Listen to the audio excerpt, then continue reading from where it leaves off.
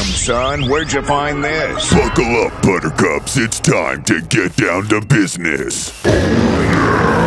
It's the Totally Legitimate Business Podcast. Totally legit. Holy shit, holy shit, holy shit, holy shit. It's a Totally Legitimate Business Podcast, and we're back here again.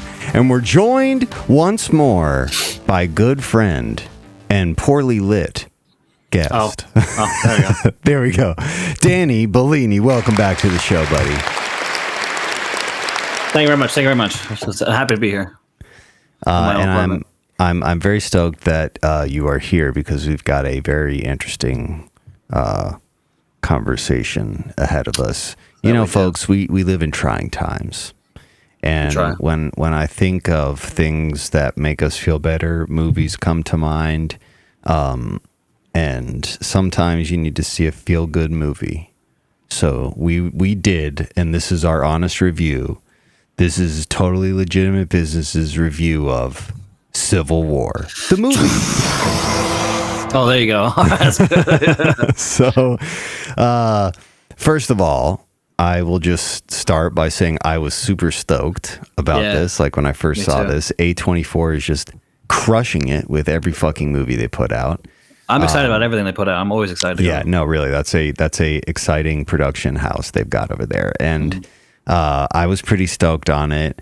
And you know, I definitely picked up on the vibes that not everybody was stoked on it. But when did you hear about it, and what did you think about it pre-watching it? Well, I saw like the teaser that came out for it, and I mean the A24 name, and then the teaser. I remember thinking that this felt bigger than any A24 movie before, as far as like the scope and the importance. Because usually A24, they put out these great movies, but they kind of sit in their own little world. Sure. Sometimes even in a vacuum, which I think is good for film too, because it feels like a little emotion someone can, like one specific person can be like, that's exactly me, and then everybody else can just kind of relate. But this felt big. This felt like A24 was like, we're coming in hot, like we're gonna make everybody talk about this movie. So I was excited. I was like, oh, I'm gonna talk about this. Like I'm gonna see it. I'm gonna talk about it. I mean, I've talked about it since. Here we are, and here we are. Exactly. So that's how I felt about it when I saw the teaser. I think I avoided the trailer too, or at least the extended version, because I didn't want to see more. Sometimes trailers they tell you everything, and it sucks. You know? Well, it's also that a lot of movies are just like they're nothing to begin with. Like it was a 2-minute idea that they stretched out to an hour and a half in the first place. So you watch the trailer and you're like, oh, I just saw the whole fucking movie. Yeah, you know what I mean. It depends because this movie we'll get into it was a little different. This movie is not. I don't think it's what people expected. It definitely was not what I expected. That's for sure. Right. Yeah. So in that regard, I think the trailer did a good thing because it showed us. Like I think the best trailers either show us just the first 20 minutes, like most of these big like comic book movies now, they'll come out with a trailer and it's like they showed us everything, and it's like no, they just showed you the first 20 minutes. These movies are huge. Yeah. And then some movies will come out like this one. It felt like, we were gonna get this epic war movie, and we didn't. We got a very small glimpse of it was almost like War of the Worlds. Like when I saw War of the Worlds for the first time. Yeah, that's what Courtney kept comparing it to too. But like it was, light. War of the Worlds light. Yeah. And to be fair, it is. War of the Worlds is considerably more brutal. That's a good point. It is way more brutal, but you only got the family from it. Yeah, I don't know. I personally was hoping it'd be a little more brutal. That's what you were missing, the brutality. I honestly was expecting it to be a little darker, but it's kind of what we were talking about the other day. So, in my opinion, I think the music just didn't do it for me. That's right. Yeah, I don't. So I saw the movie in theaters. I don't remember the music. The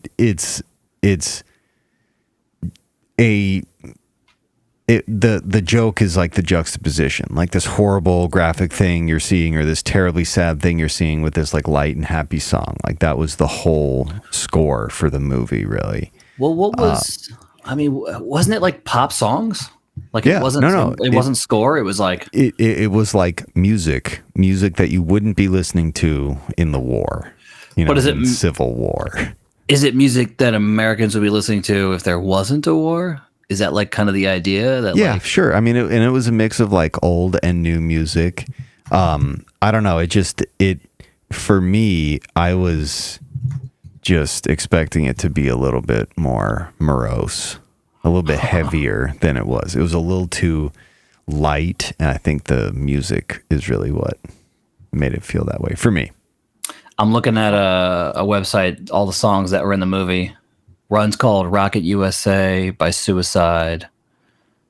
They had a Skid Row song, 2 Suicides songs, Dream Baby Dream. Perfect. The most contemporary one was a 2016 album, Sturgill Simpson, Breakers Roar. Yeah, so it was a lot of like, it wasn't composed music most of the time. It was a lot of like actual songs, like and again, like happier songs, or songs that deliberately did not match with what you were seeing. And I get it that, again, that was the point. Yeah, I understand that. Yeah. But for me, I feel like if they were going to do that, they would have had to have made it, for me, a little more brutal.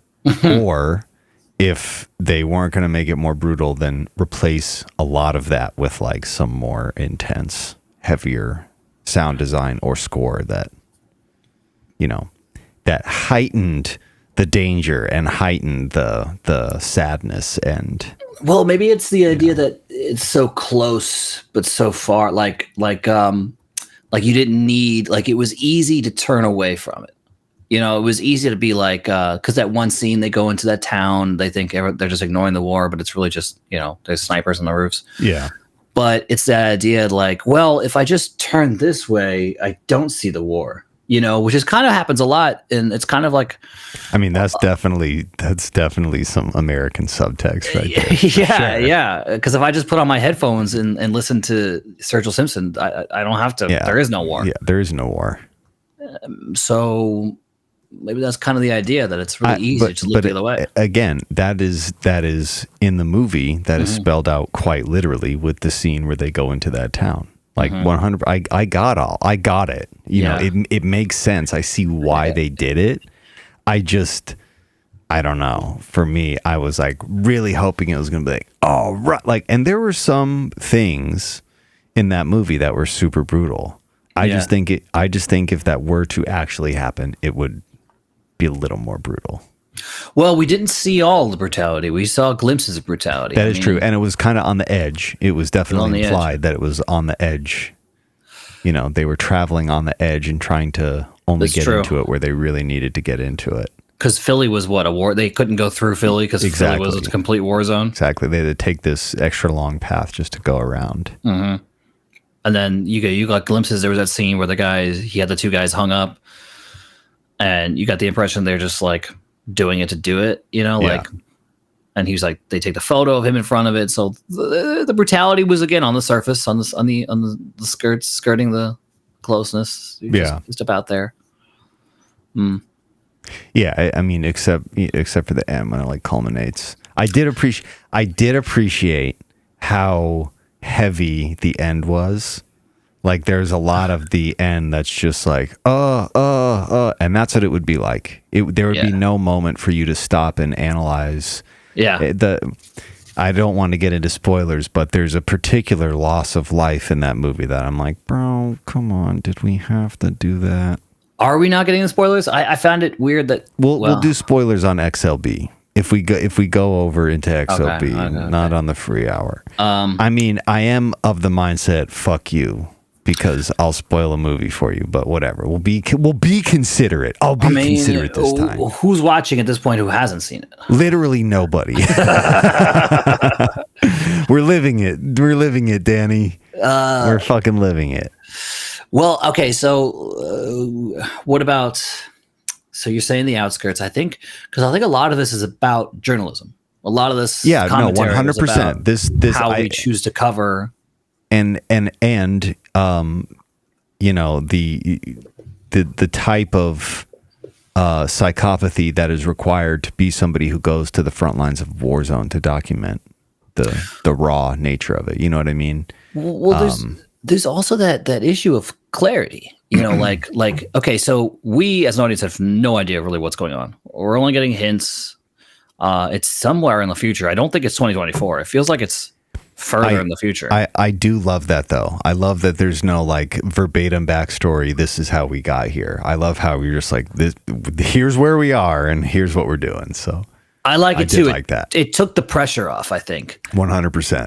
Because then you didn't have to worry about like, well, who do I agree with? Like it separated everybody's. Like you can't go into the movie thinking I'm going to side with these guys and I'm going to love watching them kill people because you don't even know who they're siding with. Yeah. Well, and again, like that's I really that might be one of my favorite parts about that movie. That it's just like doesn't matter how we got here. We're here, and bullets are flying. So we got to fucking make a decision about what we're doing.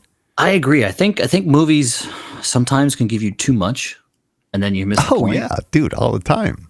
Way too much. I mean, or like way too much of shit that just doesn't matter. Information or visual that just is completely irrelevant. And then at that point, it's like read a book. You know. Yeah. If you want the Civil War where everything's explained, it's going to be the book. But if you want the movie, it's going to be a portrait. It's going to be someone's little point of view, and that's kind of the whole thing. Is like we're only with these journalists.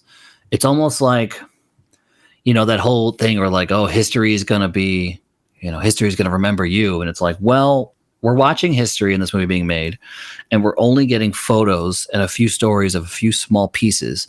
It still is, you still have to put it together. Like journalism only goes so far. You need a whole network of journalists to actually answer the questions. And these journalists just were right there at the right time. Well, the front lines, they were front lines photographers. And it is also implied quite heavily that they're fucking adrenaline junkies. Like, at least one of them. You have to have a little bit of like willingness to get into danger to have that kind of job, because you're in a fucking battle zone.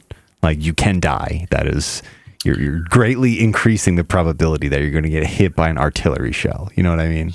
Well, they gave that to at least one of the characters. It didn't seem like Kirsten Dunst's character had that. Dude, for sure, and definitely 100% with her. Like the way that she, I mean. As her character develops, maybe not, but in the beginning, there's the level of like, I have no emotion here. I'm just here for the best picture. Yeah. I want the best picture possible. I will do the most dangerous thing that you are not willing to do to get the picture because I want the best picture. Well, there's also that dread of where's the picture going to go? Who's going to post? Who's going to talk about it? Who's going to post it? There's no more newspapers. There's no more, you know, because the thing with this movie that got me the most is obviously we're Americans. We grew up here.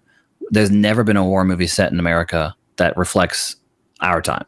Like, unless we're watching something that's unreachable, like Mel Gibson's The Patriot. Like, unless it's that American war, there's no modern American war we can relate to. Yeah. Even a 9/11 movie, there's like one of those movies? Okay, listen, Gerard Butler, White House Down, you know what I mean? Classic American cinema. Die Hard 4. Yeah, exactly. That's exactly. So just that alone, I think, I don't know. I think that was what got me the most is just seeing it from that angle. And then, so the dread of the whole movie is that, you know, these reporters, these journalists, they're getting the story, but there's nowhere to take it back to. Yeah.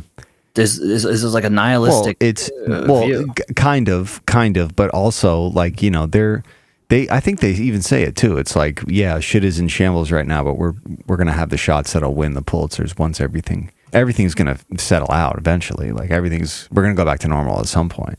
Well, that's kind of the whole dread of the movie. Is that I think they all know they won't. They can't. I think that's kind of the end. They do. The very last thing that happens in the movie, there's a winner, so order is then established. Yeah, but it's not like a victory. It's the way it's done, the way the movie ends, and you don't feel like anybody won. I mean, no, yes, of course. Well, dude, like it's that old saying: does anyone win in war? Does anyone win in war? Civilians decimated, towns decimated, morales decimated. Does anyone win in war? Eventually, you know? yeah. History. I think in the same way, like there were elements of that mentality in the movie that I felt were pretty close to Full Metal Jacket. Ooh, and yeah. I appreciated that. Like I appreciated the nihilistic, like none of this fucking matters. Like this, I just watched like so many people I know die. Like what the fuck what am I doing? I think there were moments, there were definitely shots that gave me vibes of those same feelings in Full Metal Jacket. But again, similar kind of situation, you know, just the senselessness and chaos of war and the disassociating yourself from your humanity. I think too, like, I mean, even in those movies, even in Full Metal Jacket or like Apocalypse Now, they're not in America. Yeah. They can always go home. That's why I was excited to see this movie. Yeah, you can't. That's it. You can't go home. This and even if there is like some B or C cinema shit that is like, you know, the White House being attacked and rogue factions trying to overthrow the government, nothing like this. And there were many elements of it, dude. There were many elements of it that they nailed. There were many elements of it that were like, yeah, that'd probably happen. Right there. That'd probably happen a lot. Yeah. That'd probably happen. The most accurate parts for me were all the militia that were just having fun. They had those guys in Hawaiian shirts. Oh, yeah. And then they were like, they won and they're cracking up with the journalists, like smoking cigarettes. Even Jesse Plemons it's not like he was having fun, but you could tell he was like, I'm just doing this. Like, no one's giving me orders. Well, it's the fog of war. Yeah. It's the fog of war. Yeah. No one's giving me orders. I'm just doing this. Yeah. Even the guys in that whole holiday street scene, those guys were just there. And he's like, oh, what's going on? He's like, someone's shooting us and we're trying to shoot back. Like, what answer are you looking for? Yeah, right. And I think that was kind of the issue with, I think that's almost all plays into the idea that Alex Garland, the director, didn't explain really well enough what's going on or how we got here. And even the journalists are asking these questions and they're like, who are these people? And the soldiers are like, dude, you're asking the wrong question. Like, yeah. This isn't about the story. This is just survival. Like, we're just going day to day.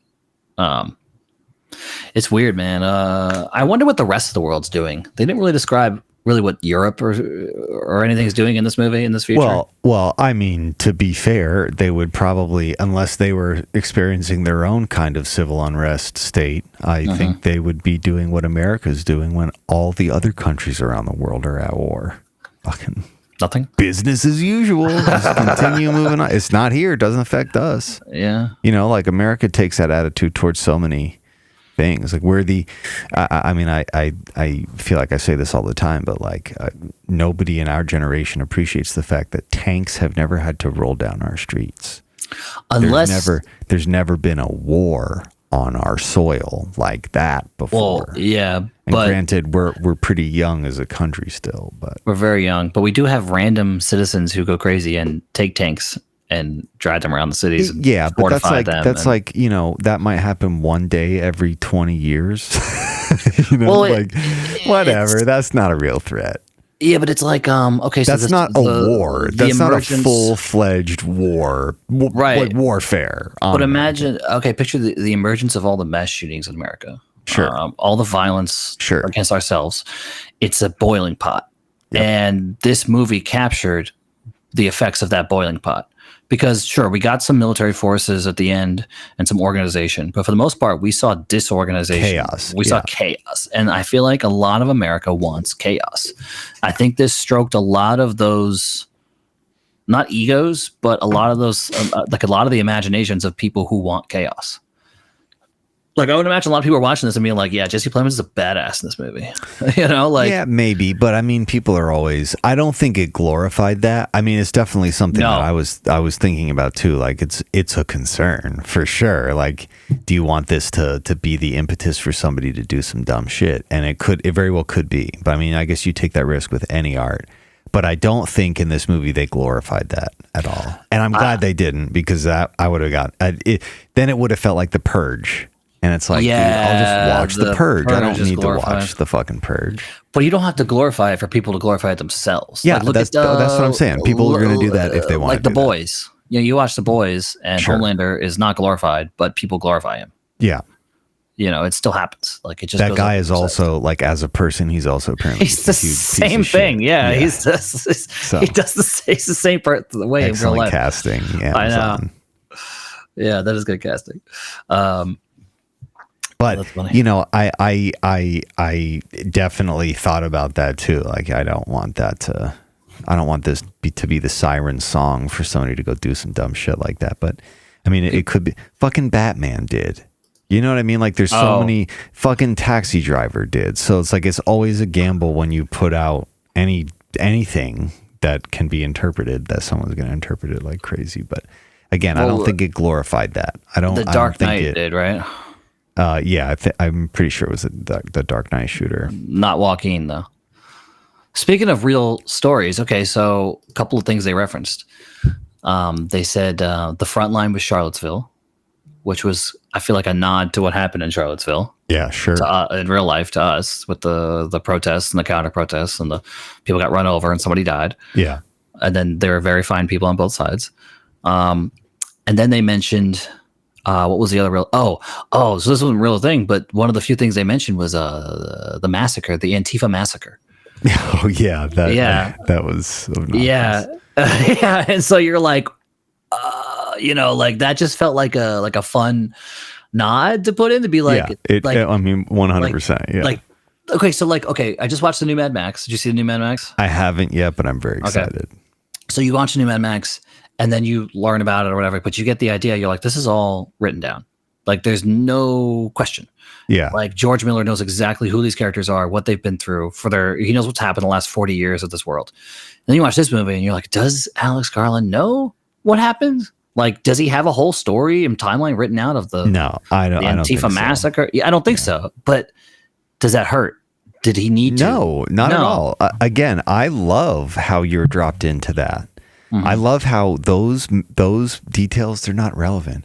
By the time something gets to war, everyone forgot how we got to war. Like by the time it actually gets to war, and definitely beyond that, like very few people can remember the real causes of World War I and World War II, not to mention all the other smaller wars that were not as well documented. But I love that about this movie. I love that you don't have that to obsess over because it doesn't matter. Like who cares when Americans are bombing Americans? They're destroying American cities. Like who cares? Like that we don't have time to figure out. We can figure that out when the fucking rubble has stopped smoldering. Isn't that kind of the issue? If you don't know how it started, how do you end it? Violence.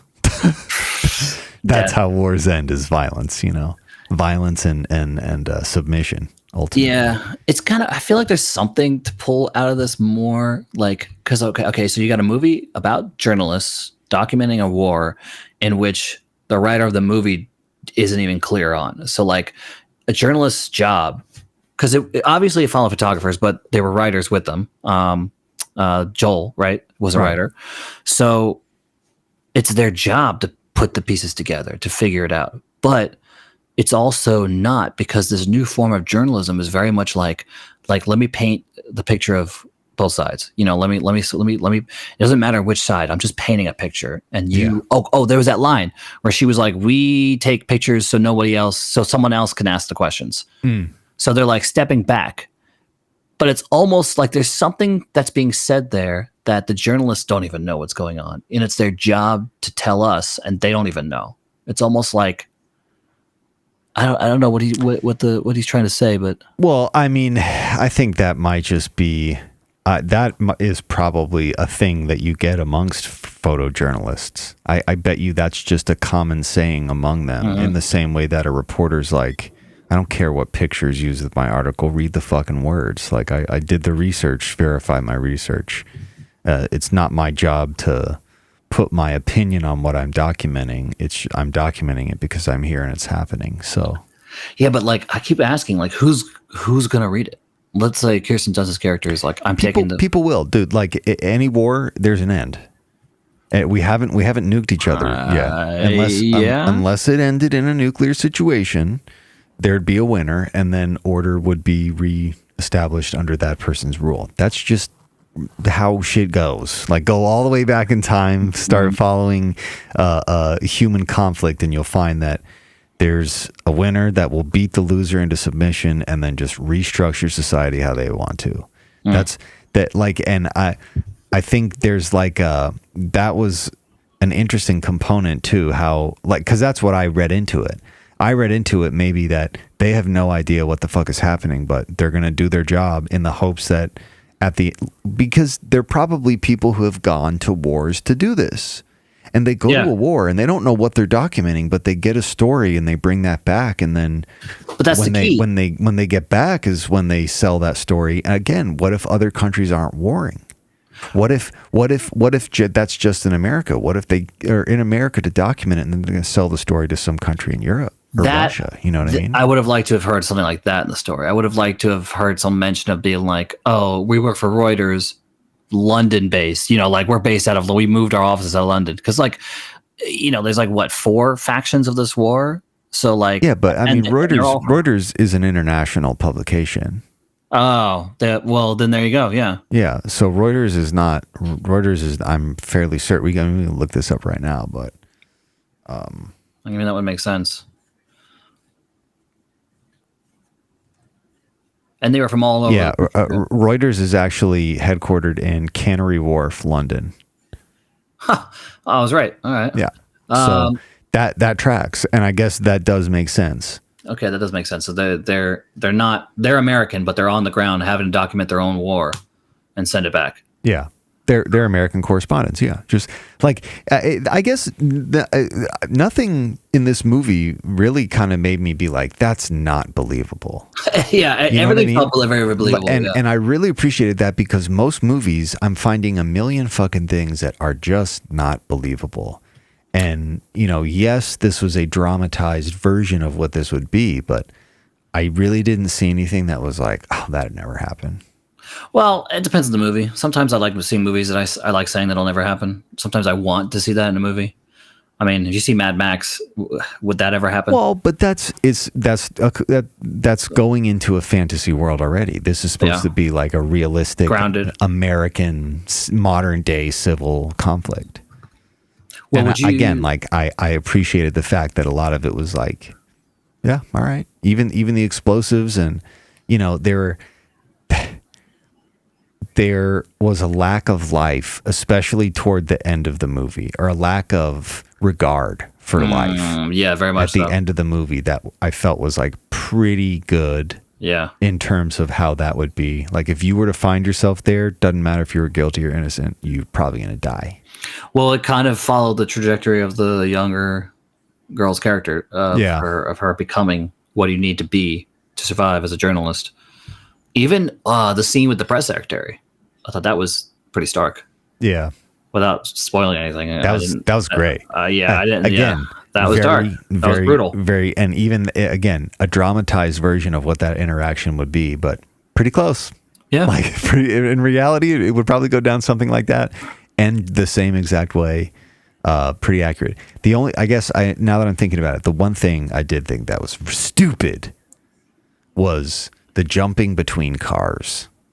Oh, so unnecessary. There's no fucking scenario during the American Civil War that I'm going to be jumping between cars driving at high speeds down a windy back road. Not going to happen.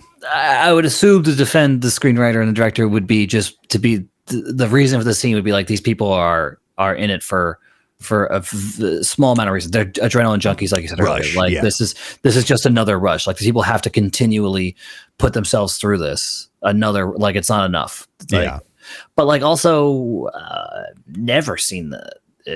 Like it doesn't happen even in regular movies in regular time without a war around you. Who's doing that? Like it's not Fast and Furious. I've seen it in movies, but exactly. A completely different type of vibe and cinema experience. I did like the scare tactic of it because you didn't know who was in the car. It felt like a horror film. Felt like a little, Jeepers Creepers a little bit, and then the other truck ran them off the road, and that was Plemons' truck, and which we found later was full of something. It's so hard not to spoil. We're spoiling. We're spoiling in XLB. We're spoiling. In 3 seconds, we're spoiling. Fucking spoiling. Okay, yeah, it had dead bodies in the truck. And then that changed everybody's whole thing. That one scene changed everybody, which is crazy. You got somebody who's an adrenaline junkie, and then the guns finally turned on them because they can't escape it. You can't be a journalist everywhere. You know, you can't be safe with a journalist vest everywhere. It's not a golden ticket everywhere. No. And I like all the behind the scenes of that whole bit. So like, there's the idea that Jesse Plemons was only cast last minute because the actor they had couldn't do it. He's not even credited, apparently. Really?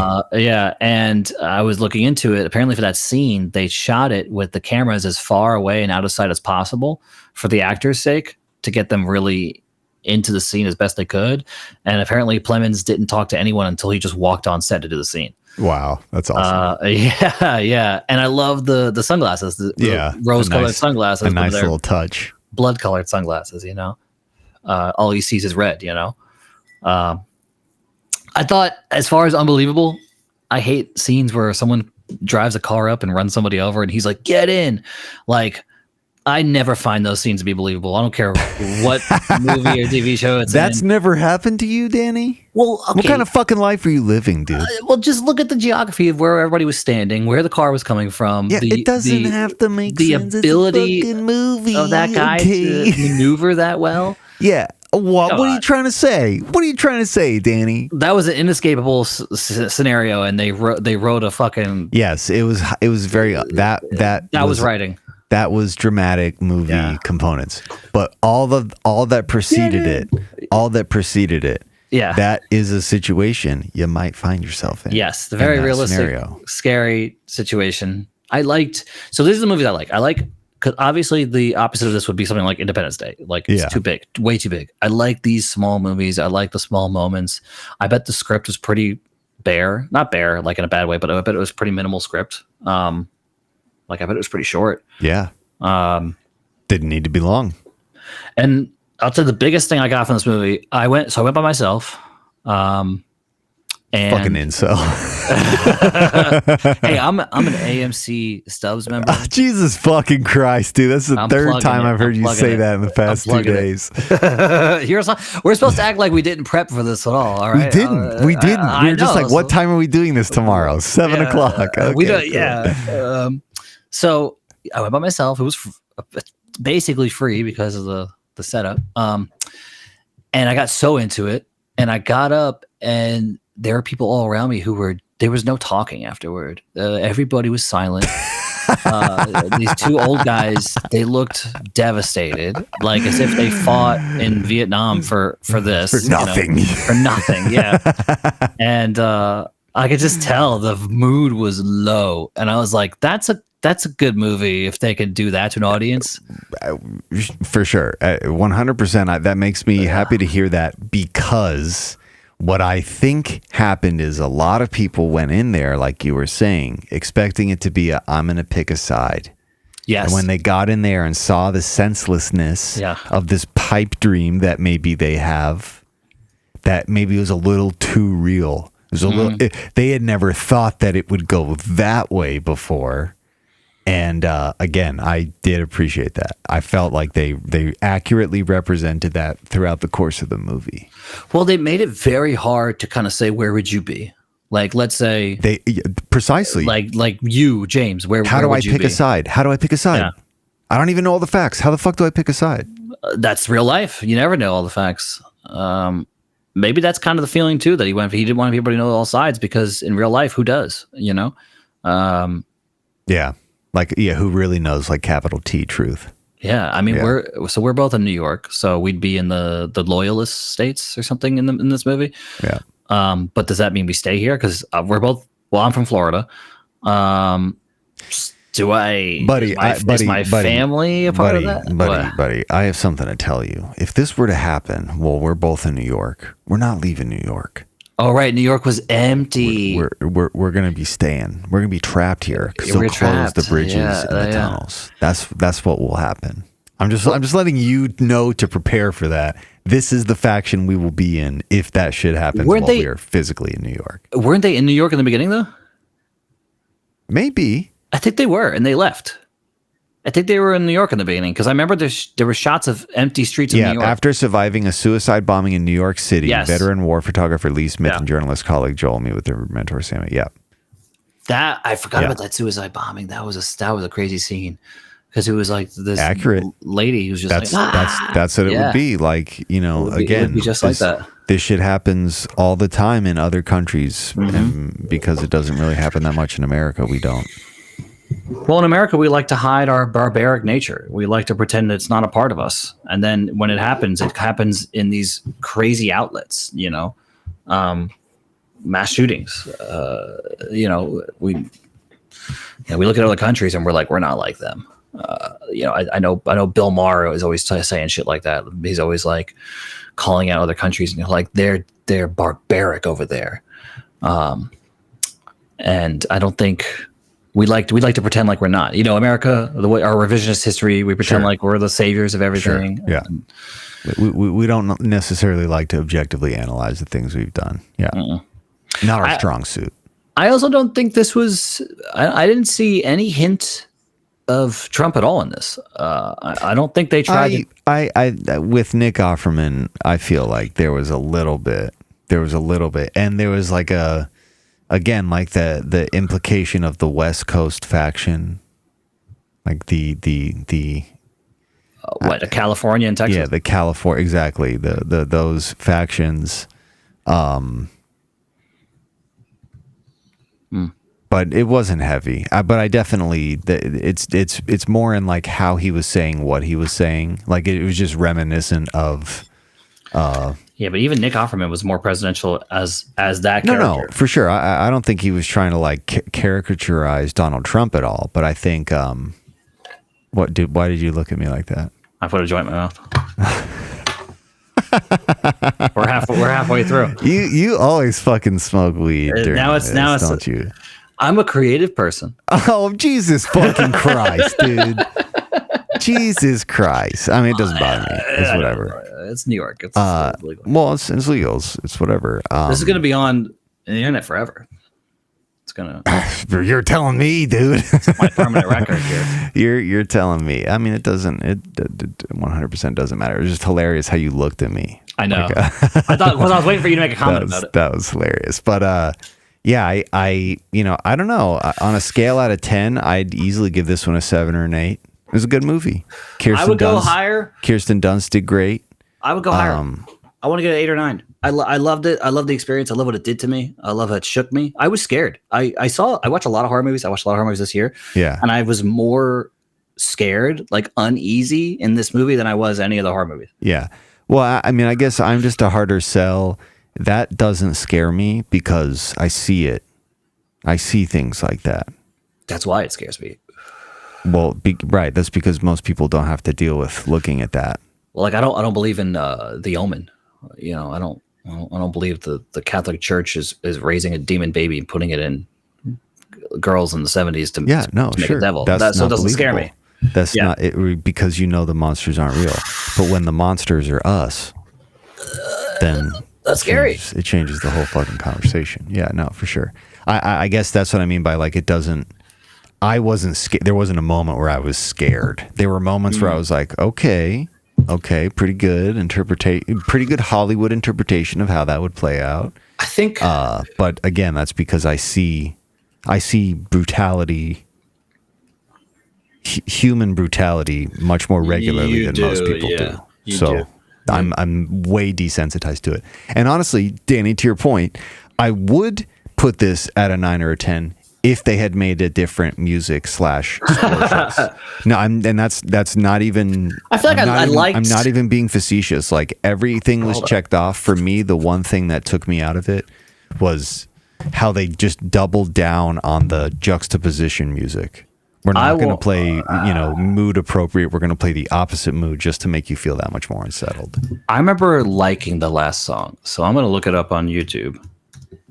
and remember what that song was. Hold on, I just looked it up. I think this is it. You're Not Alone. What? Whoa. Oh, I typed in suicide in the search bar and it made sure I was okay. Do you need help? That's exactly what they're saying. They're asking me. That's not good advertising for your band if your band is called Suicide. I don't think they were worried about advertising. I don't think that's anything that band was worried about. All right, hold on. 3. I got an ad. Because I remember liking this last song and being like, okay.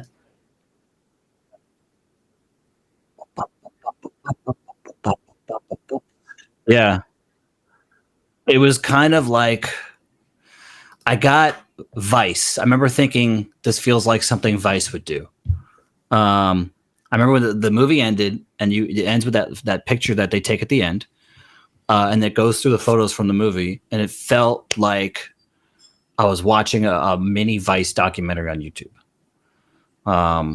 Sure. And I almost liked that because it felt realistic. And also, apparently, all the photos that the young actress took, Jessie was her character name, those were all taken on set. Like all the photos she's taking as an actor are the ones we're seeing. That's cool. And they were like amateur. They weren't like great professional photos. And I think that was kind of the point. She wasn't a professional. She was an amateur. Yeah. And it's just like a kid, like, because kids are the documentary makers of today. Like kids always have cameras, and it was a fun song. And it almost had less. It was almost, if you weren't detached enough yet as Americans, if you weren't getting the impression enough at the very end, that song is like, isn't this song cool? Like, like, don't you want to forget?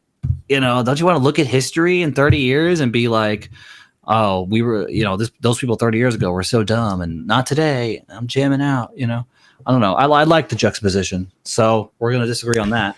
But I don't disagree with the use. In fact, I'm not totally opposed to some. The whole goddamn score was that. For me, I felt like I needed a little more peak and valley. Like the music is what really, for me, draws me in or repels me. Yeah. And the juxtaposition stuff immediately took me out because it was the whole time. Like there were some times where I wanted to have like an oppressive drone, dark drone synth slowly fade in to fully draw me into the intensity of the scene. I wanted that. But all I got was goddamn fucking hipster college radio songs, you know what I mean? Well, because the effect is you're not watching a movie. You're watching what someone would make if it was a documentary. Like I feel like if all this footage that we're seeing is real and it was produced, it would come out and it would have actual music, and because it would be produced to such a point, it wouldn't have scoring. Or if a studio made it, it would definitely, like Warner Brothers likes to put their music catalog in everything. Like if a studio made this movie, I don't know. I don't know why the music's like that. I'm trying to figure out if there's extensive reasons for it. I don't know. I think it was just a stylistic choice that they committed to, and that's for me, like that's the biggest gripe. And it's a huge gripe. I'm not going to downplay that. It's like a huge gripe. But I don't hate the movie. It was a good movie. And I'm happy. I am happy that I guess then we get into the portion of the conversation where it's like life imitating art, art imitating life. And how much of a concern is it of putting something like this out there, considering the reality of the closeness that we are currently finding ourselves in. I mean, even within the past week. Yeah. And now that we have our election cycle coming up, there's a piece of me that's like, was this a really good idea to put out now? I think it was a good idea. Was it a good idea? And it may be. I'm just there. I would be remiss if I didn't say there wasn't like one piece of me that was like, is this a good idea? Well, I will say this, life imitating or art imitating life or life imitating art, I think you can't avoid it. Sure. this movie probably wouldn't have been. Who would it have even been created without what is happening today? Yeah, Could it even exist definitely. outside of today? Could we even fathom a movie like this outside of today? But I think for the reasons we were mentioning earlier, you couldn't pick a side. And I think the only thing you could pick is chaos or, I mean, there was no order. There was no other side, really. The only other side was ignorance or... Right, like in that one town, right. Yeah, in that we town. just like to pretend that it's not even happening. Yeah. Right. Yeah. And that's really all you could pick. I feel like that was the message, was like, you can keep ignoring it and be under a surveillance state, which they were, or under duress, or it's chaos, or you're in the war. So I think if people went into it from either side, they saw that, they felt that, and they were like, okay, do I really want this? Can I really take chaos? Like, am I a Joker? You know, like, no one. You can't really survive chaos. No, you don't. And you know, those guys leaving the theater, you know, like, to me, that's a benefit in the sense that, yes, a lot of people think they want chaos, but when you actually stop to think about what that fucking means, nobody wants that. Nobody wants that. Nobody is willing to give up the conveniences that we have to enter literally hell. Nobody is willing to do that. And the people that are, you know, borderline psychopathic. Nobody wants that. You know what people want? To live a happy, healthy life with their families. That's what people want. Not everybody does want that, because a lot of people don't have families. Again, some people on the fringes who are not. I'm saying what most people want. But no, like, okay. I don't know. I think the fringe is growing. Isn't that what the whole argument is? Generations are having less and less babies, less and less marriages, less and less home buying. So how is the fringe growing? You know, the fringe is becoming the new norm. I think it's more normal. Well, then it won't be fringe. Then it will just be normal. Childless and single. Exactly. I think. But that's also not true, because, you know, it just because you don't have a kid doesn't mean you don't have a family, or you don't have like a desire to protect your family and provide for your family. You know, like everyone defines what their family is. You know, I don't think nobody wants to live a hopeless existence. And I think, like, in the degradation of society right now, that's what we're witnessing. We're witnessing everybody from everywhere, for the first time in human history, have to be asking ourselves, is there no hope left? Well, we're dying. We're having shorter lifespans. No, than our predecessors. Yeah, No. This is the first time ever that just the generation before us lived better and longer lives. You'd have to find me something about. I did. This guy just came out and said that. As far as I was aware, that the life expectancy has just continued to rise. Let's see. Hold on. This guy made a whole thing about it. He said we're failing our youth. Well, they're not wrong there. I can agree with that. But in that, okay, hold on. The younger generation is worse than it's just me.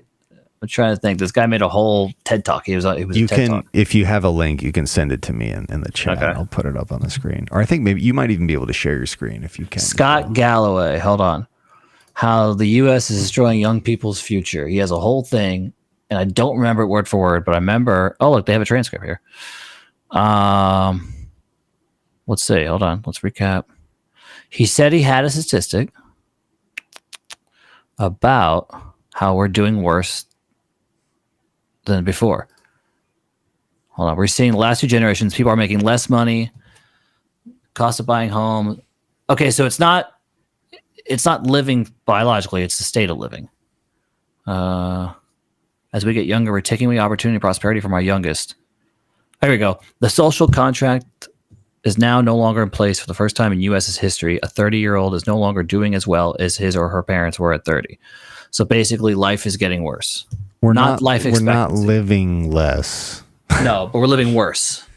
Yes, that is for sure. Yeah, I completely agree with. We're not. Okay, yes, society. We are continuing to live. Our life expectancy continues to rise. I guess this is what I'm saying. Our society is not designed to survive in war. We're designed to thrive like any other process of duplication, dividing, multiplication, whether it's cellular, plant life, animal life. That's what we're designed to do. We're not designed to fucking shoot metal at each other. That's something we came up with along the way. We're not designed for that. Yeah. And what even people who have fetishized that, who have watched a ton of movies, who think it would be cool, or who like have their military buddy teach them all these like techniques and can't wait till they can use them on American streets. Those people, they might want it. They're not going to like it. I think this is the thing that we learn from every war. When you talk to people who are at that war, none of them liked it. None of them liked it. None of them liked doing what they had to do. None of them liked feeling the way that they felt. And very, very many of them come back irreparably traumatized.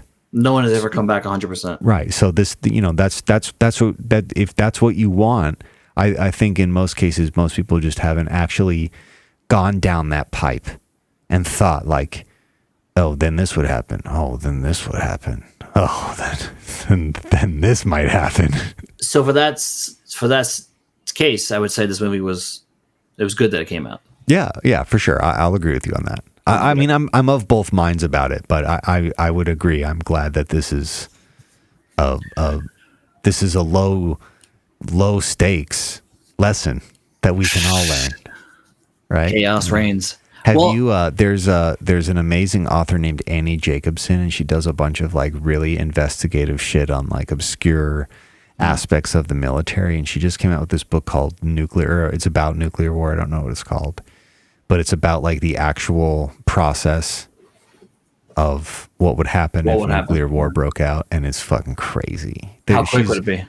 Oh, dude, it's minutes. And she goes into like excruciating detail, but she's gone on a bunch of podcasts and given like great, if you are watching, like it's kind of like similar to this conversation in the sense that let's just stop and think for a moment. What if we ended up here? Mm-hmm. Let's just stop and think for a moment before we make any rash decisions. Let's just think about what we're actually talking about when we're saying these things.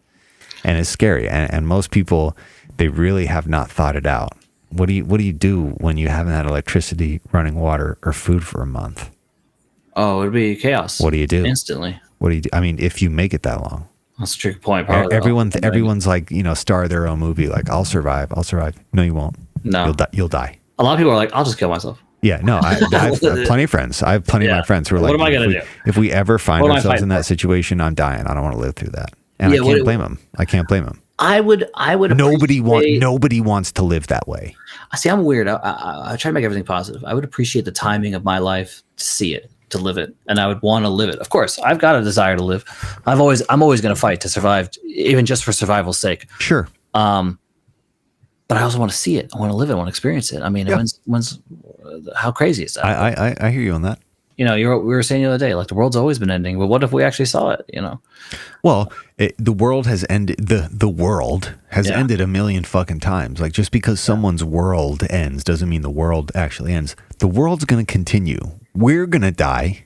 Yes. The world's going to be fine. Yeah. So there is an element of excitement where it's like, oh shit, like we're the only other time in recent history is like the 60s, civil rights era to Vietnam era. And we're getting another one of those, but it's our version of that. And it, just like back then, it could have boiled over way worse. Like it could have got way worse. Everything could have boiled over. Well, before we go too deep in war, I was going to talk about the director of the movie. I was going to say, because you brought up an author, I was going to say I wanted to talk about Alex Garland's other work. He hasn't made that many movies. Let's give this man his flowers, and then we'll switch over to XLB and we'll go straight into the craziest shit. But go ahead. Oh yeah. So I only bring it up because he said he's tired of making movies and he doesn't want to make them anymore. Really? And that they were very stressful for him. Well, that is true. They're hard to make, I'm sure. So right. Let's run through it real quick. We'll go to director. We won't even do writer because writer's pretty good. Well, actually, let me do writer for you real quick. Hold on. Okay, you ready? 20 Days Later. Wait, sorry. The Beach is the first movie he wrote. What is that? The Leo movie on the phone. Oh, yeah. The weed farm, yeah. Right. Fucking 20 Days Later. I don't know if you saw Sunshine. And then, as a director, these are the movies he did was... why can't I navigate? Here we go. Ex Machina, which... Great movie. Oh, yeah, that's right. Yeah. Great movie. Annihilation. Good movie. It was all right. Yeah, it was all right. But Men. Did you see Men? No, but I not because I didn't want to, just because I haven't yet. It looked really fun. It looked like movie. A very strange fucking movie. It was so strange. And it was great. I really enjoyed it, but it was so strange. And I was like, wow, this guy went there. Yeah. I don't even know what the fuck. I had to really break it down and think about what the hell he was trying to say. And I still don't know. And then he goes and makes this. Well, what he was trying to say with Men is that men are scary. Yeah. That's what he was trying to say. That's really it. He was landing on pretty thick. It really is. And they're toxic, actually, too. But it was actually good. He did this, man, you got to see it. There's this ending moment and this moment in the end where you're like, okay, you went another level. Like this movie, like I got into this movie and I was here and I was like, this is a good movie. And then right away, I'm like, oh, this movie's actually here. It's in this weird zone. And then the end, you're like, oh my God, this movie is it's David Lynch at this point, Love like that. Yeah. So I just thought that was cool that he's made these well, and that honestly, that makes so much sense. Like no shit, he was able to write a realistic version of what that would be if he was a writer of 28 Days Later, which is arguably one of the greatest zombie, if not the greatest, if you ask some people, zombie movie ever made. The greatest zombie movie ever made. Wow. Yeah. I know plenty of people who that's like literally number one. It is the best. Okay, hold on. Not saying I agree with that. All I'm saying is that movie is still revered as a very good zombie movie in a genre that constantly gets shit on, There's so many zombie movies. You know what? Well, and there's so many shitty zombie movies. 28 Days Later. Sometimes shitty ones are good. They are. I'm not hating on it. I'm just saying 28 Days Later is revered. The soundtrack to that movie is fucking incredible. But that makes total sense. I guess what I mean to say is that in the same way that 28 Days Later, I bought that world the whole time. Same. I bought this world the whole time. Yeah. The Civil War world that he created, I bought it. There was no moment where I was like, that would never happen. I can't even believe he would be audacious enough to include that. I would still say, I'm still on this. Number one zombie movie ever made. I still think it's Night of the Living Dead. I think. Like the shopping mall? Or like the 50s, black and white? The original first movie, Night of the Living Dead, that created zombies. You go back and watch it, it still holds up. It's still really good. It's saying the same thing that every other zombie movie has ever said. Like they said it all in the first movie. All the zombie movies say the same thing. It's one word: brains. Like what else do you need to say? It's a fucking zombie movie. Every zombie movie is is barely dialogue in Night of the Living Dead. There's a lot of dialogue. I mean, well, there's tension. There's a lot of tension. Yeah, there's a lot of tension. There's not a lot of dialogue. But like you get the man against man survival. Like you get that whole like people are the worst. They'd rather do something stupid than trust someone. But I still think that it still holds up. I still think it's a great movie. So best zombie movie ever made. I still think it's Night of the Living Dead, the original. Plus, it's a safe answer. You really can't argue with it. Well, I'm just happy that the guy who wrote that movie didn't write Civil War, I guess is what I mean to say. Okay, I got you. Okay. Well, so I do love Dawn of the Dead in the Mall. That's one of my favorites too. The Zack Snyder one. Yeah. Yeah. It's so good. It's so good. I don't know. Zombie movies, they're hit or miss for me, but Courtney loves World War Z. She just loves that people movie. Love that movie, and I liked it. I guess not really. but I did enjoy it. I mean, it was fun. It wasn't bad. Zombie movies, they're hard for me to be like, oh, I want to watch this one again. Like, I'll see it and I'll be like, all right, that's cool, but I don't. It's a zombie movie. Like, what? Yeah, some of them are rewatchable. But for me, there's like very little. I rarely see a zombie movie break new ground.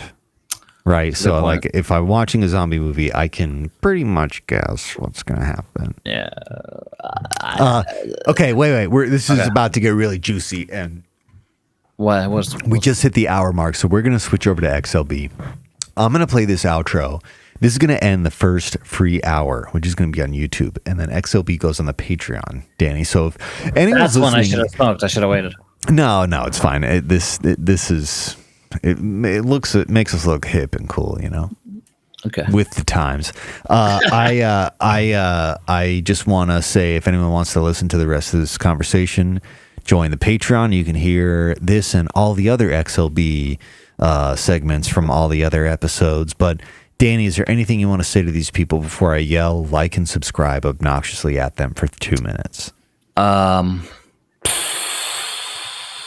No. Think twice before welcoming the chaos in your life. Actually, I'm kind of a proponent of a little bit of chaos sometimes, though. Surrender. Oh, I'm gonna use your shirt. You're after order out of chaos. Suffer the chaos. Order out of chaos. Yes. Okay. Sure. Order out of chaos. Watch movies. Don't think too much about them. I think. I love that. Yeah. Couldn't agree more. Yeah. All right, that's it, folks. This has been the Totally Legitimate Business Podcast. Thank you to the guest, Danny Bellini. Totally legitimate. And we're fucking out of here. Like and subscribe. This has been the Totally Legitimate Business Podcast. The end. With your host, James Oliva. Executive producers, Clint G and James Oliva. Literally no one cares. Sound design, mix, and master by James Oliva. When will this end? Thank you for listening. Now get back to work. Move it along, buddy.